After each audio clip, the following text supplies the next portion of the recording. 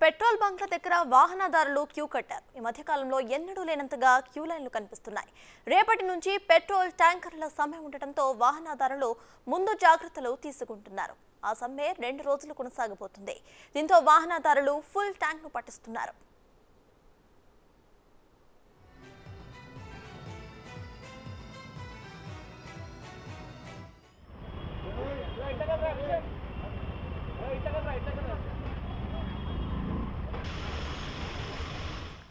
Petrol బంక్ల దగ్గర వాహనదారులు queue కట్టారు. ఈ మధ్య కాలంలో ఎన్నడూ లేనంతగా క్యూ లైన్లు కనిపిస్తున్నాయి. రేపటి నుంచి పెట్రోల్ ట్యాంకర్ల సమ్మె ఉండటంతో వాహనదారులు ముందు జాగ్రత్తలు తీసుకుంటున్నారు. ఆ సమ్మె 2 రోజులు కొనసాగబోతోంది. దీంతో వాహనదారులు ఫుల్ ట్యాంక్ ను పట్టిస్తున్నారు.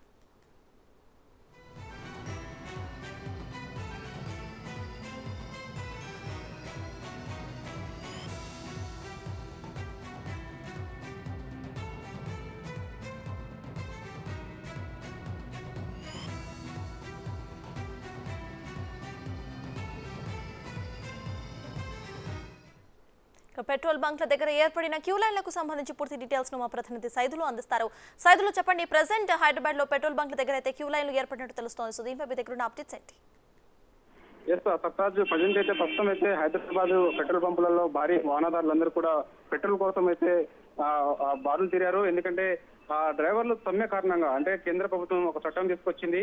అంటే ఎక్కువగా దేశవ్యాప్తంగా కూడా రోజుకు కొన్ని వందల సంఖ్యలో యాక్సిడెంట్స్ గురవుతున్నాయి. సో కొంత డ్రైవర్లు నిర్లక్ష్యం కూడా స్పష్టంగా కనిపిస్తుందని చెప్పేసి ఎక్కువగా లారీలు ఎక్కువగా యాక్సిడెంట్స్ గురవుతున్నాయి. నిద్ర సమయంలో వాళ్ళు రెస్ట్ తీసుకోకుండా డ్రైవింగ్ చేయడం వల్లనే ఇలాంటి యాక్సిడెంట్స్ గురవుతున్నాయి. సో వందలాది మంది ప్రాణాలు గాల్లో కలిసిపోతున్నాయి అనే ఒక నేపథ్యంతో సో ఈ కేంద్ర ప్రభుత్వం ఒక చట్టాన్ని తీసుకొచ్చింది. ఆ చట్టం వల్ల ఎవరైతే నిర్లక్ష్యంగా డ్రైవింగ్ చేసి యాక్సిడెంట్ గురి చేస్తారో వాళ్ళకి 10 ఏళ్ల జైలు శిక్షతో పాటు 7 లక్షల జరిమానా విధిస్తామని చెప్పేసి కూడా కేంద్ర ప్రభుత్వం ఒక నూతన చట్టాన్ని తీసుకొస్తుంది.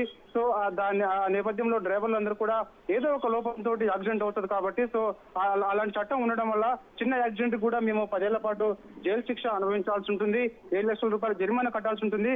కాబట్టి ఎట్టి పరిస్థితుల్లో కూడా ఈ చట్టాన్ని మేము ఒప్పుకోము, ఖచ్చితంగా ఈ చట్టాన్ని విరమించుకోవాలి. మరోసారి కేంద్ర ప్రభుత్వం కూడా ఈ చట్టం వల్ల చాలా ఇబ్బందులు తలెత్తాయి మాకందరికి కూడా అని చెప్పేసి కూడా ఈ డ్రైవర్లందరూ కూడా సమ్మెకు దిగుతున్నారు. సో ఆ సమ్మె నేపథ్యంలో రేపు వెళ్ళిండి 2 రోజుల పాటు కూడా రాష్ట్ర వ్యాప్తంగా ఇటు దేశవ్యాప్తంగా కూడా లారీ డ్రైవర్ల సమ్మె ఉన్నది కారణంగా సో అదేవిధంగా ముఖ్యంగా ఇటు ఆయిల్ ట్యాంకర్స్ కు సంబంధించి డ్రైవర్స్ ఎవరైతున్నారో వీళ్ళు ఎక్కువగా మన ఇండియాలో చాలా దూర ప్రాంతాలకు వెళ్తుంటారు కాబట్టి సో అలాంటి వెహికల్స్ కూడా ఎక్కువగా ఇలాంటి యాక్సిడెంట్స్ గురే అవకాశం కనిపిస్తుంది. సో ఆ కారణంగానే ఈసారి కూడా ఆయిల్ ట్యాంకర్స్ కు సంబంధించిన డ్రైవర్లందరూ కూడా రేపు వెళ్ళిండి 2 రోజుల పాటు సమ్మెకు దిగుతున్నారు. కాబట్టి ఆయా పెట్రోల్ పంపులలోకి పెట్రోల్ బంకు రేపటి నుంచి 2 డేస్ పాటు నిలుపుదల చేస్తారు. కాబట్టి సో ఇక పెట్రోల్ 2 రోజుల పాటు ఉండకపోతే వాహనదారులు కూడా తీవ్ర ఇబ్బందులు పడాల్సి ఉంటుందని చెప్పేసి కూడా ఈ రోజు వార్త రావడంతో పెద్ద సంఖ్యలో అందరూ వాహనదారులు కూడా ఆయా పెట్రోల్ బంకుల్లోకి వెళ్తున్నారు. చాలా చోట్ల కూడా కొంత గందరగోళం ఏర్పడింది.